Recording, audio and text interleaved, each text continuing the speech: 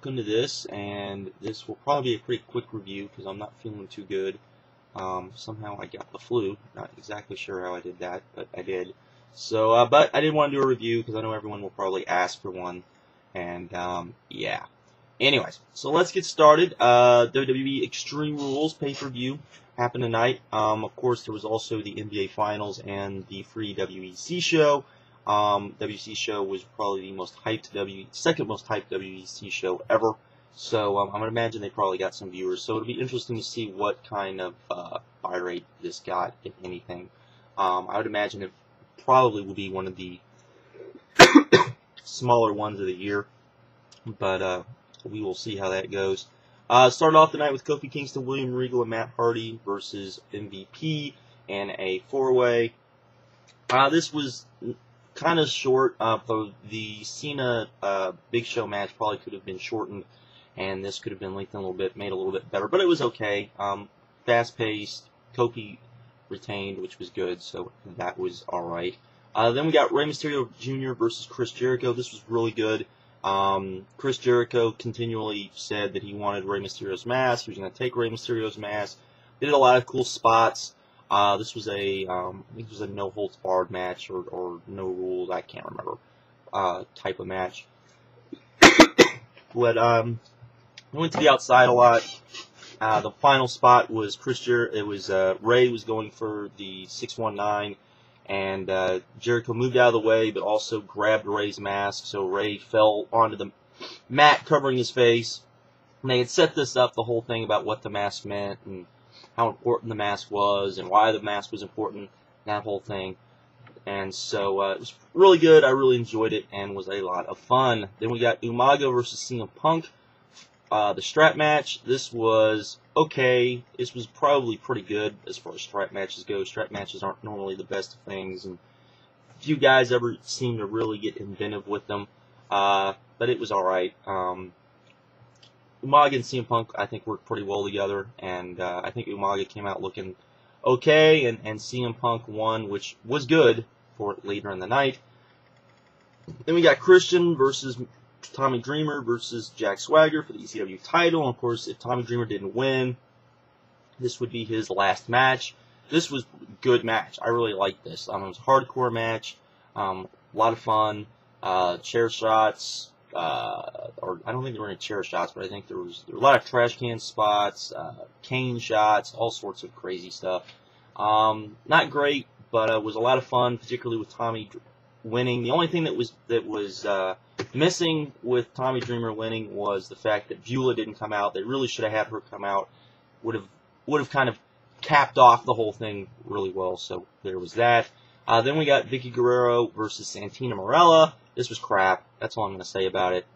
VICKIE did bring in Chavo because Chavo apparently had to be in this stupidness, and it was retarded. I shouldn't say it was retarded. It actually had a pretty good little story within it, but it was, it was stupid. Anyways. Then we had Randy Orton versus Batista, steel cage. Batista is apparently hurt, which is kind of surprising because he went over. Kind of a fast-paced match, but not anything to write home about. It was an average match, particularly for a cage match. It was just kind of there.